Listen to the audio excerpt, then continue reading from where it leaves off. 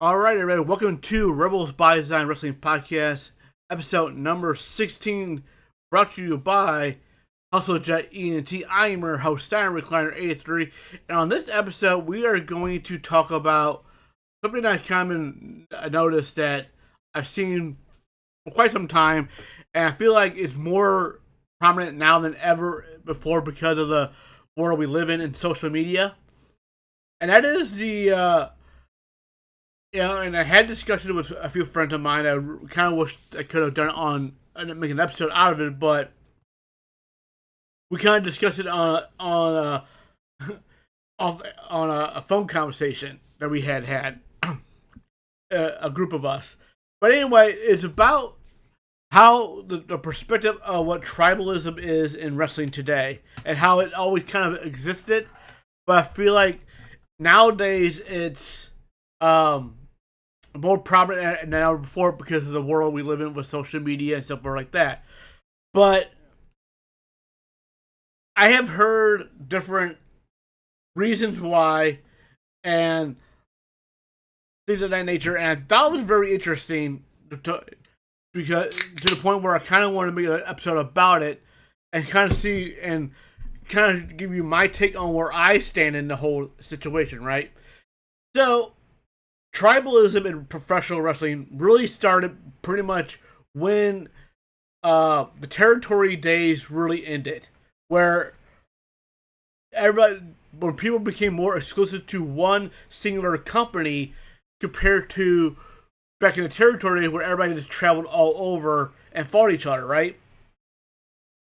So we're talking about, the 80s WWF when it became the WWF, the NWA when it was no longer, was Jim Crockett era, when no longer the singular territories that it once was. And because of that changing landscape, it became more of a mindset of some fans that they pick a company and kind of call it their home team. And this is how some people describe it to me. I thought it was kind of interesting take.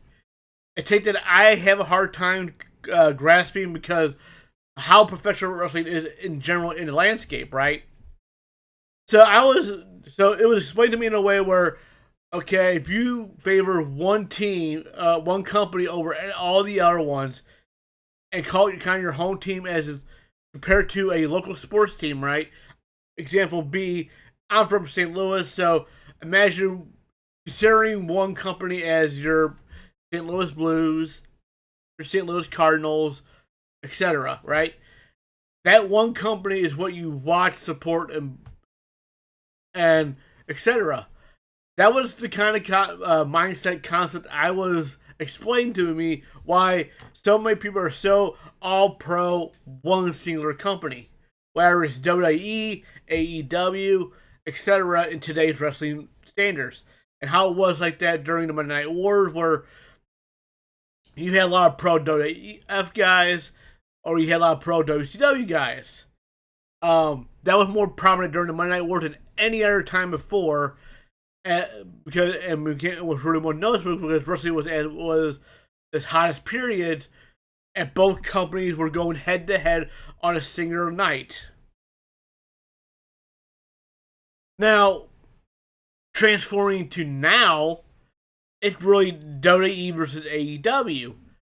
And it's an interesting scenario or concept to me because I look at it in a way, and I'll get to how I view it in a second. But now it's like because these days more than ever before, every analytic is used to compare the two companies, regardless of what you think about it.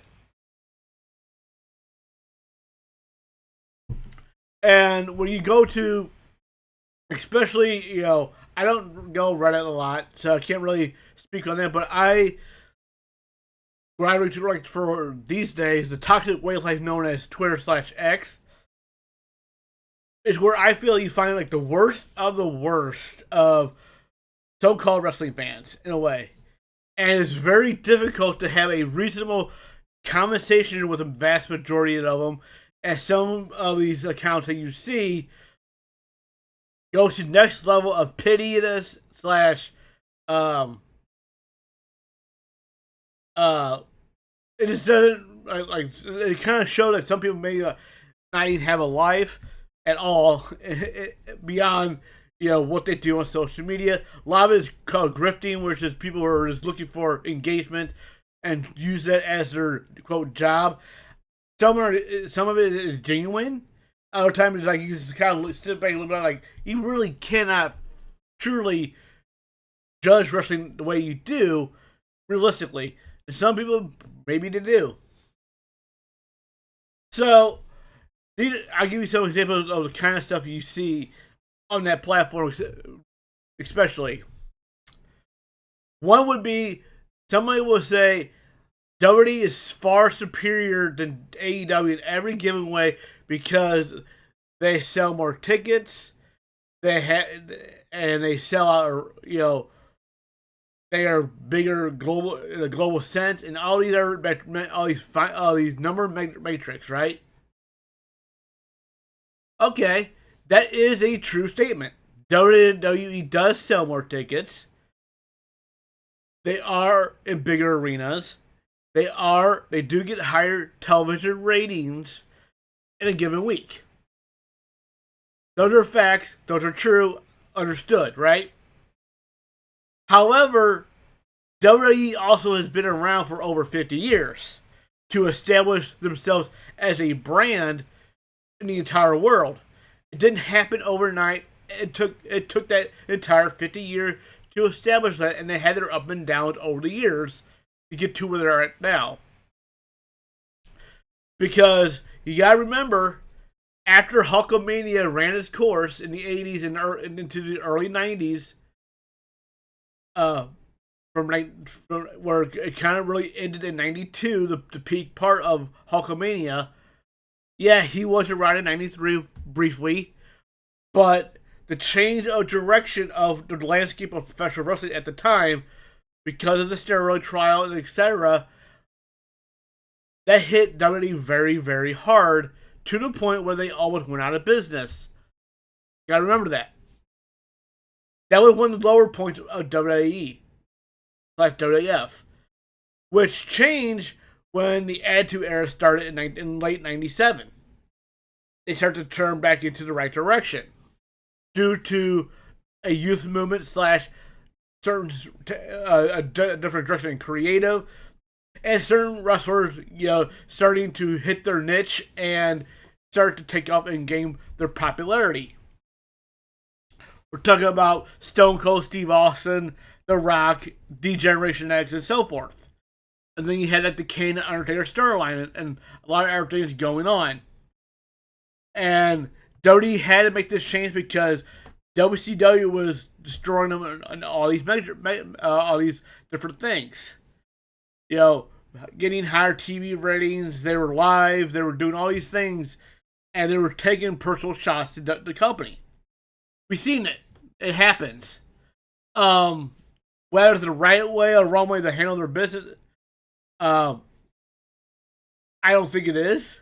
But at the time, it was a personal vendetta between the two companies, and therefore led to the fans becoming very one-sided towards one company or the other. Now, the NWO was what really changed, where a lot of fans jumped to WCW on, because it was a cool, fresh, interesting take of not only a hero group and personas of the people within the group.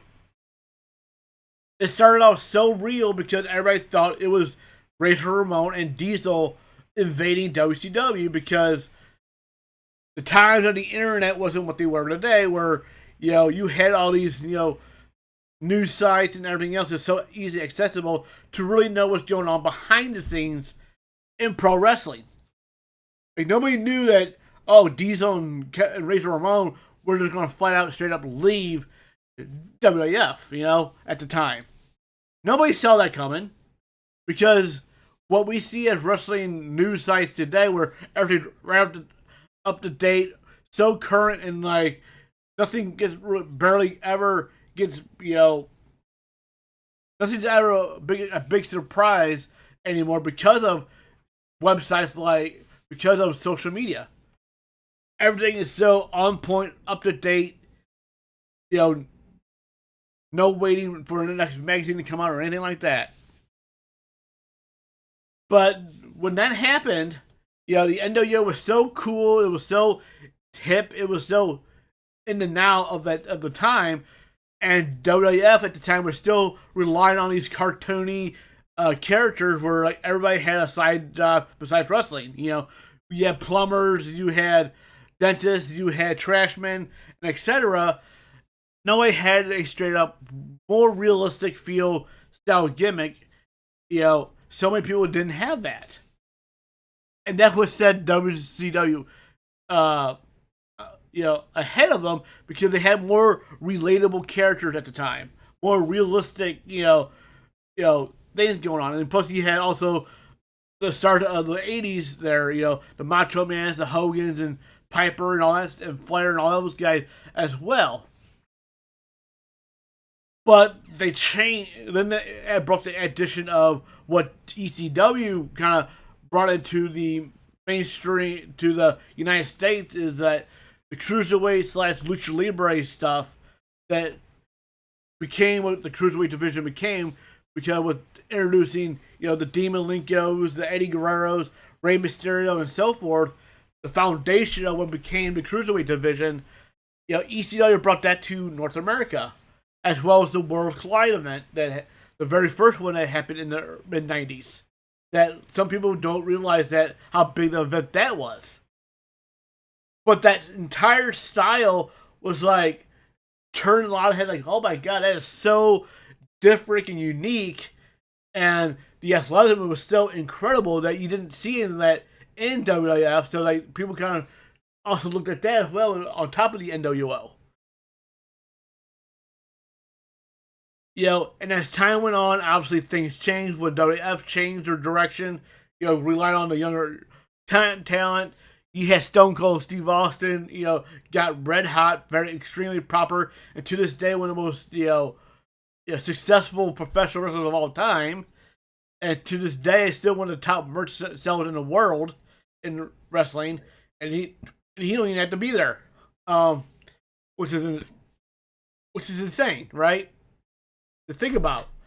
But the cultural impact that he made, and when you think about a short period of time as far as when Stone Cold Steve Austin itself was, hitting his stride, it's not a long period of time in wrestling standards.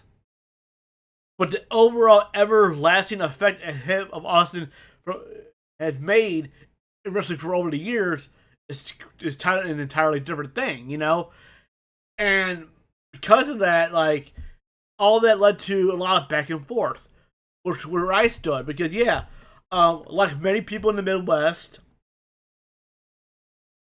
WWF at the time, especially before cable television, was the more accessible company to watch in where I was from as a kid, right?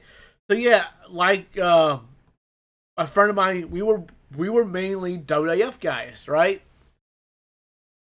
During the Monday Night War, I became more of a WCW guy for a while because of the cruiserweights. The NWO angle was more interesting, even though I still was following and religiously watching WWF stuff. Again, I was big on Shawn Michaels. I was big on Diesel. I will admit to that. I still was watching the nose really closely. I really didn't start watching WCW until the NWO started, and it was because of that whole angle. Because one of my favorites in Diesel jumped ship, at the time, young kid, keep that in mind, young teenager me, where and all these other things would happen. So but at the same time, I was one of the people that went back and forth watching Monday Night Wars.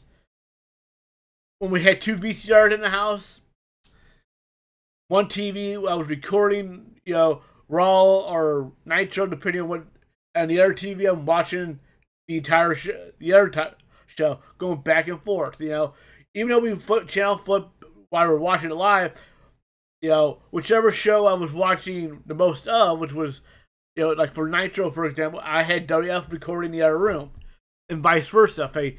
Sometimes I would switch it up and say, I want to watch this one fully first, and then obviously when Raw was still a 1 hour show, Nitro was 2 hours. It was still different, but then once it became a double header, head to head thing with 2 hours this, 2 hours that, you started to record that a little more. At least I did. So in the present day, it's like, okay, you have this going to present day now. You have this AEW versus WWE stuff, which compared to back then, the metrics are not the same in any given way. Because WWF at the time was at a weaker state, both financially and in a product, where it was easier to start a war and attack and probably win. No matter what you do today, it's not comparable. It really isn't. But this mindset that has become in wrestling today, that everybody thinks that every wrestling show should have an arena full of people, has to be tens of thousands every weekly show. That's how it's supposed to be. When that's not what wrestling is, because that means you're just going to blindly ignore the entire independent wrestling scene because they don't run big ass venues and sell them out. Despite the fact that some of your best wrestling you ever will see, if you really know where to look and you really know what companies really do it right as far as putting the quality shows on, you are going to miss out a lot. And in this day and age, a lot of these companies also put, no matter where you live, there's so many companies that do put their stuff on YouTube these days. There's no better time to be a wrestling fan than now because of the accessibility alone. It's so easy to access all this stuff to consume.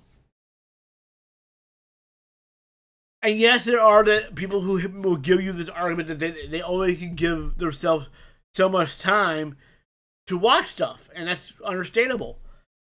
So they end up picking one company and one company only to follow and never watch anything else, but they are the first to make a crazy judgment on what the other company is doing without watching. And this is where it gets really interesting as far as the tribalistic mindset on social media, because it's hard to take a lot of these people seriously. Because one guy I know who had quite the following up in upstate New York will weekly bitch and moan about every single thing that AEW does. Been exposed multiple times, reasons why he hates AEW so much on a personal level, because of he was supposed to be part of media and got denied. Is what the story goes. But no matter what that company does, he would literally suggest certain things. The company would end up doing a show based on what he asked for, and he still is never pleased. Oh, they need more storylines and angles.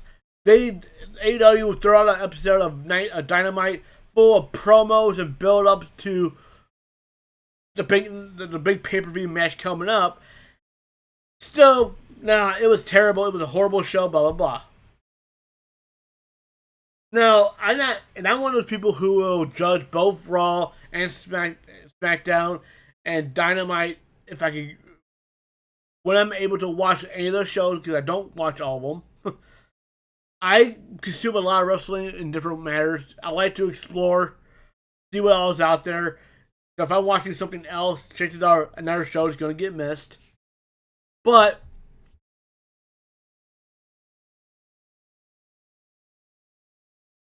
it's hard to say the shit on a show that I'm not watching. And it's hard to also shit on a show that you're watching every single week and you keep going back, even though it's clear as day that this product is not for you, but the only reason why you're watching it and making your opinion is because you admit it to yourself on social media as well that it helps pay the bills. You're doing it for engagement. You're doing it to be a grifter. You're doing it because without it, you have nothing and nobody gives a shit about what you think of anything otherwise.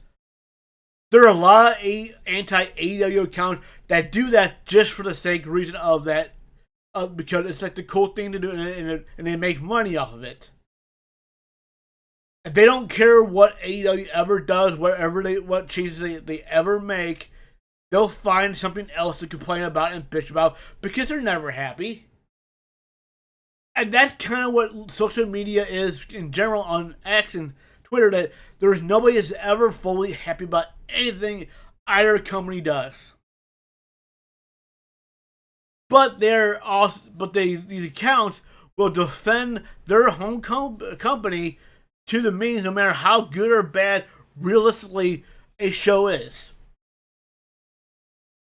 No matter what the company feeds them, they'll defend it. They'll go, it's the greatest thing ever. It's business. It's business. It's business. To the point where they're acting like they gain money in some way from the success of the WWF or the WWE or WCW or whatever company does. These days between WWE and AEW, they pretend like, okay, WWE sold, or sell tickets at this very insanely high price, pricing out the most loyal fans at times. They're scoring these high ratings and they're selling out these big venues. And they truly believe that because of those reasons alone, that their show is so much greater. Doesn't care about the quality of the matches, doesn't care about anything else but these numbers. As if they had some kind of financial investment in this company, or they gain any financial, benefit for the company's success. They pretend like they're part of management at that level. They really do, and it's really weird and insane. And they will use it as their main argument to any other things that somebody would try to say, well, AEW has this and that and the other. Or like, well, they're not doing this, and this numbers wise. Like you're comparing 50 plus years to 6. And for the 6 years that AEW has existed, they have done a lot for it as a company that was built from the very bottom, from the ground up in 6 years. Yes, they have had ups and downs. I'm not denying that. I never have denied that. But the size of the crowd or what the TV ratings say doesn't dictate for me personally whether or not I think that show is good or whether or not I enjoy a show or not. It's just like movie reviews. Everybody looks for different things in a movie, and the person next to me can like that movie. I can hate that movie. I can love the movie. The person next to me can hate the movie. Yeah, there may be a vast majority of people say, "Oh, this movie is great." That's fine, but that never dictated to me myself to voice my own personal opinion about something. And to me, and I want WWE and AEW both to succeed because I want them to both to exist, because I think the more mainstream options there is for wrestling and choices for the wrestling fans, it's just better for the overall industry of professional wrestling, because it gives more opportunity for wrestlers to get noticed. It gives more opportunities for wrestling to earn a good living in wrestling. And that's all things that you really truly want, because unlike the fans, wrestlers support each other. Wrestlers, want everybody else to succeed. All wrestlers want each other to make it. For the most part, everybody has friends up in all different levels. Example A is Bayley. Bayley is a top level women's wrestler in WWE. But if you follow her, she's out there supporting independent wrestling.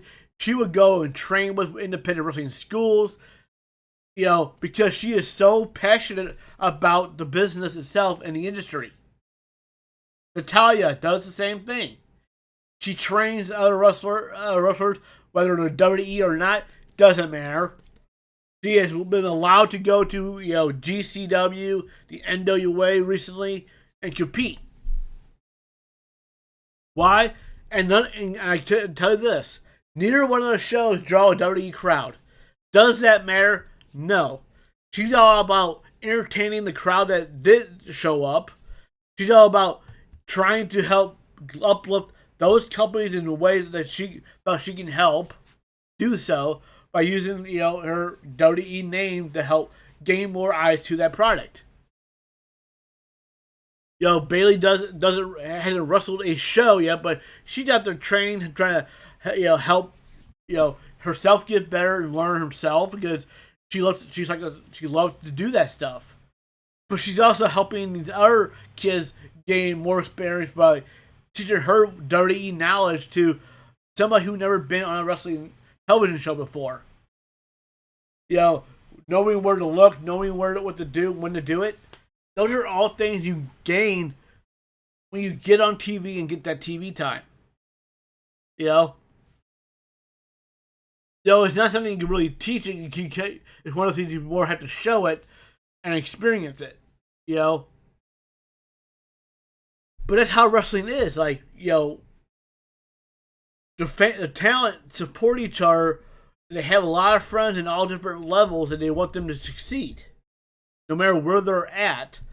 No matter what company they're working for, and so forth. But the tribalistic mindset has always been an interesting thing, because, like, they, some people, a lot of all pro WWE fans, they hate AEW for the simple fact that they exist, and two, that the in-ring product is not the same as WWE's product, and they truly feel like that the WWE way of in-ring wrestling is the only way it should ever be used. Or until WWE themselves said, oh, it's okay now. So a lot of AEW's talent, whether they're from Mexico or not, they work a lucha libre style. That's what it is. It's a style. Lucha libre is a specific style of wrestling. You don't have to be a Latino or Mexican to do the style. It's just a part of the style, and yet it's well known in Mexico, that's where it was born and developed, and a lot of people adapted that style, or a lot of people have gone down there and trained for that specific style. And for so many years, it was unacceptable until Rey Mysterio was signed with WWE. Then even more so now when WWE has brought AAA. And they had World Slide, and they were more and more exposed to that Lucha Libre style and all these new different talent that work at different style. Now it's cool and acceptable. Only when they do it. But when AEW still does it, it's still considered, oh, it's gymnastic routine, it's this and that and the other. Which, I know it's hard for a lot of fans to accept different styles and stuff like that, because a lot of these fans are younger and only knew the WWE way because that was the only thing really on television for the longest time after WCW went out of business. And especially when TNA Wrestling was no longer on Spike TV, nobody really had access to all the other channels that TNA has been on since then. So I do understand that it's hard for people to change and accept different things and different styles in professional wrestling, right? Me being an old school fan who has grew up through, you know, the Monday Night Wars, before the Monday Night Wars, watched TNA, watched WWE, watched some Ring of Honor when I had was able to do the tape trading thing, uh, and consume the different styles, you know, and start to learn the different styles of wrestling. You know how different it is in Japan, how different it is in what the hardcore stuff is from ECW and so forth. And you start to appreciate a lot of it. Some I like better than others, you know, but like you start to see the differences, you know, and when you're exposed to that, you kind of have the understanding, like, because in genuine wrestling is an art form in general, always is. That's why you have the different style, whether it's strong style, lucha libre, the technicians, the high flyers, the brawlers, you know, the European style, all these different styles. There's no one way to do wrestling. And if you ever think there is, then that's a you problem. You don't really truly fully appreciate the wrestling art. And that's what it is. Professional wrestling is an art form that can be done in so many different ways. That's why Lucha Libre that was developed in Mexico, why it was so successful for such a long time, been around longer than WWE has. Believe it or not, you know. But they have a niche, you know, style that works so well and has transitioned into the United States very well. You know, due to certain wrestlers who really, you know, gained their grounds to get popular here. Rey Mysterio was, you know, was the head of that group that did that.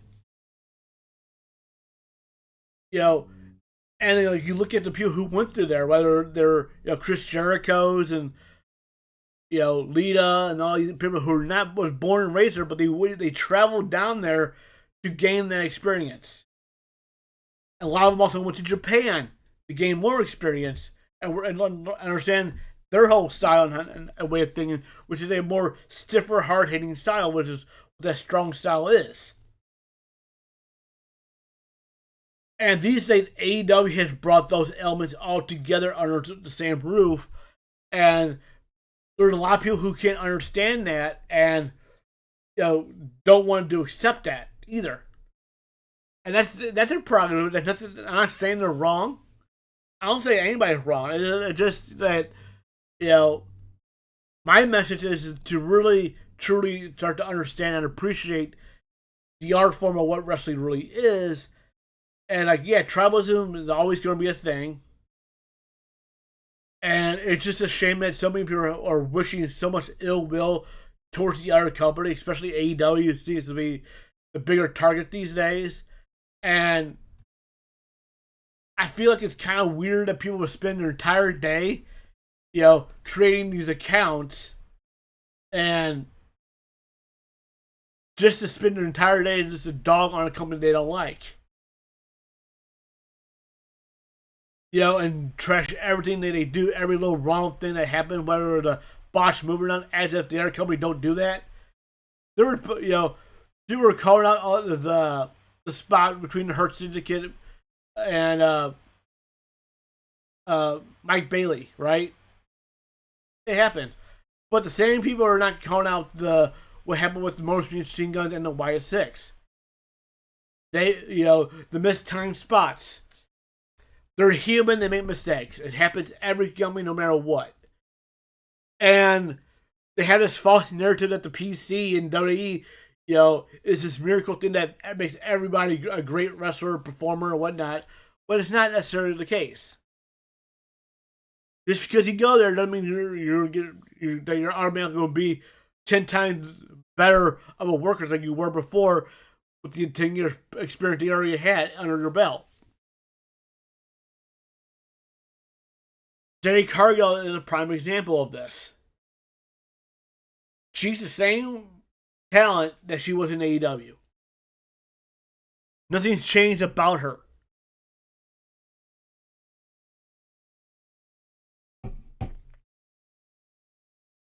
And I'm not saying that in a bad way either. FYI, I think she's awesome. She's unique. I love her character. You know, she's definitely easy because you don't find a lot of women who look like she does. You know, she's an attraction in that way because you want to see what she does. At least I do.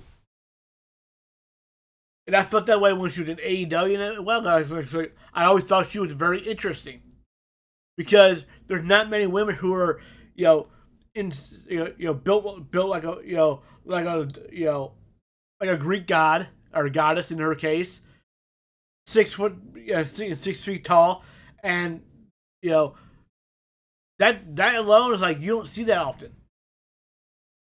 Chisel out of stone, you know, and just has this unique like she's like a walking superhero. She really is, and she pulls that look off so well. But like, she can become and supposedly she trained in the PC for a while. That's why it took her a while to get on TV.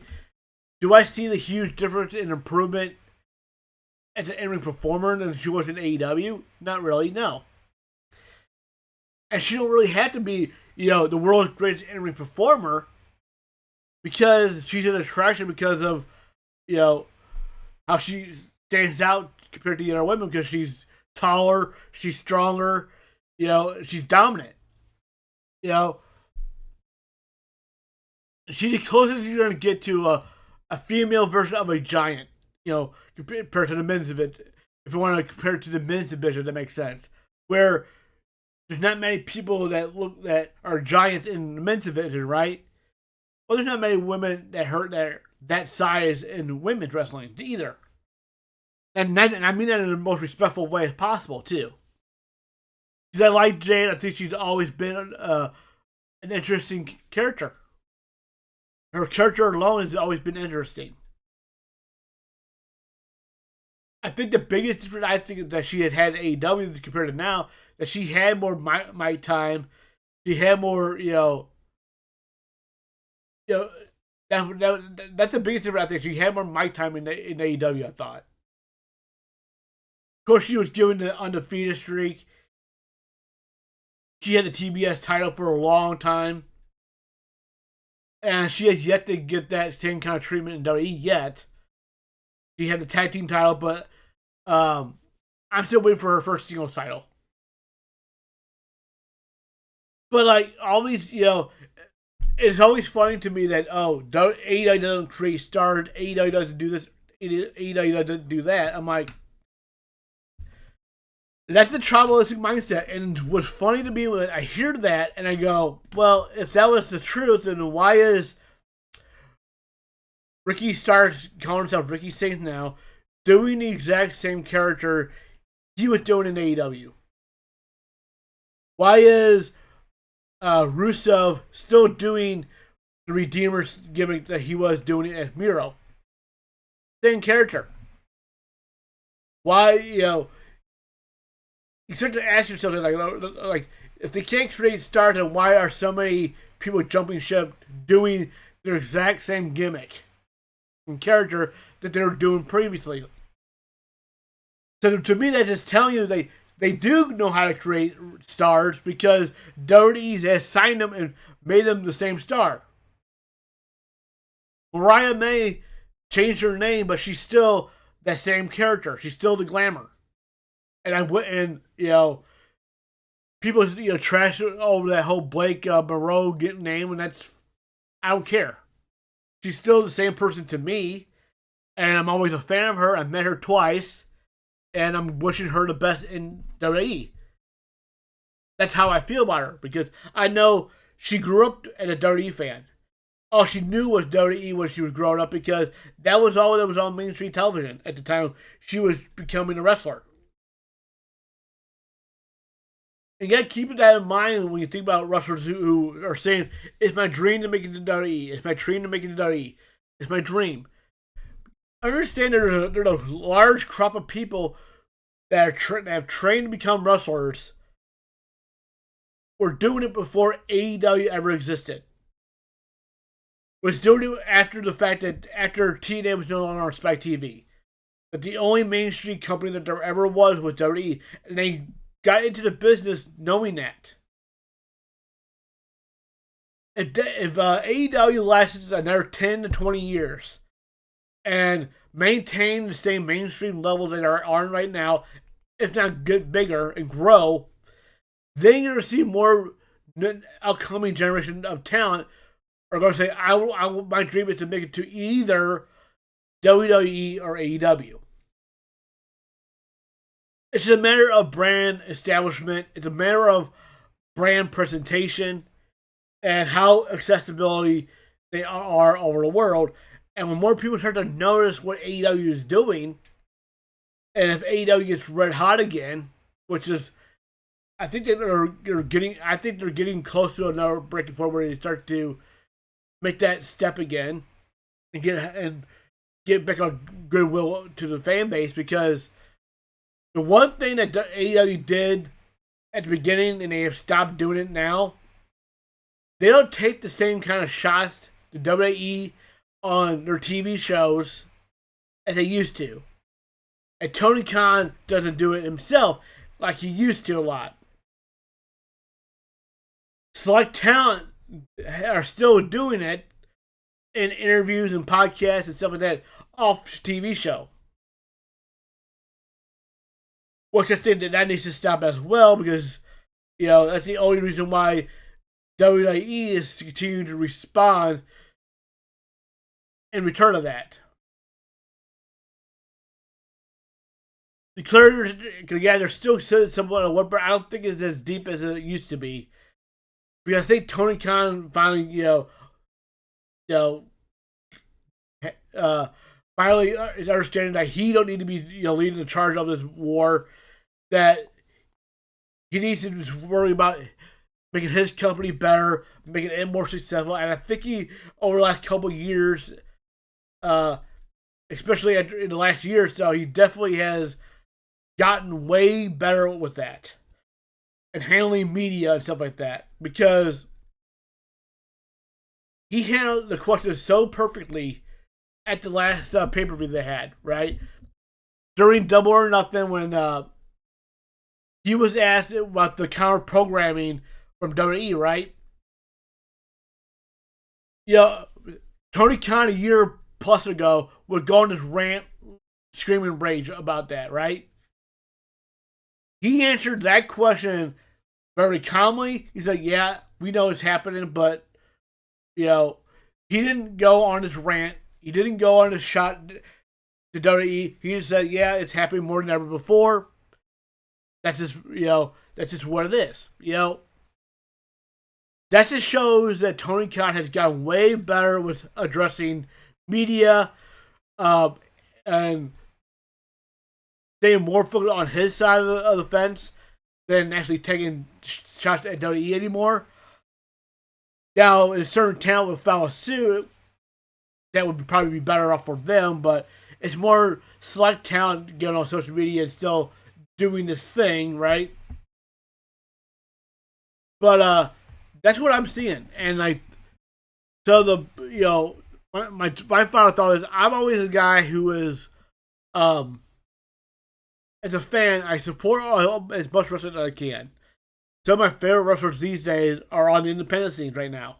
They're not, signed full-time deals with any company. They're the number of them out there that are just on the independent scenes doing their thing. And I always try to support them in any way I can. Because I am a wrestling fan. I support all wrestling. I watch WWE. I watch AEW. I watch independent wrestling when I can. People who know me know that I do live reaction streams on Twitch for most WPLEs with a panel of people. I don't do that for AEW because most of the people that I know don't order the pay-per-views like I do. But a lot of people have Peacock and they have the WWE stuff, so we do that. Am I a fan of how WWE does PLEs these days? No, I wish there were more than 5 matches, and I wish there were less commercials, but it is what it is. You just got to take what you get, you know. So I watch the matches that are there in front of me, and I give my honest opinions on those things. I watch it, and when I could order an AEW pay-per-view, did the same thing. I watched Double or Nothing. I sat through it. And I'm glad I did it.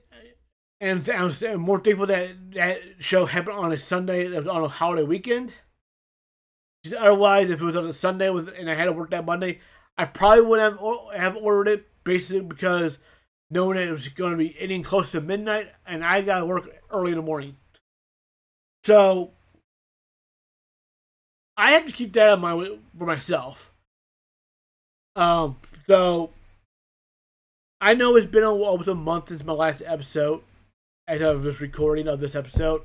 I do apologize for that. Some things, personal life kind of got a little busy, and I kind of threw my schedule off.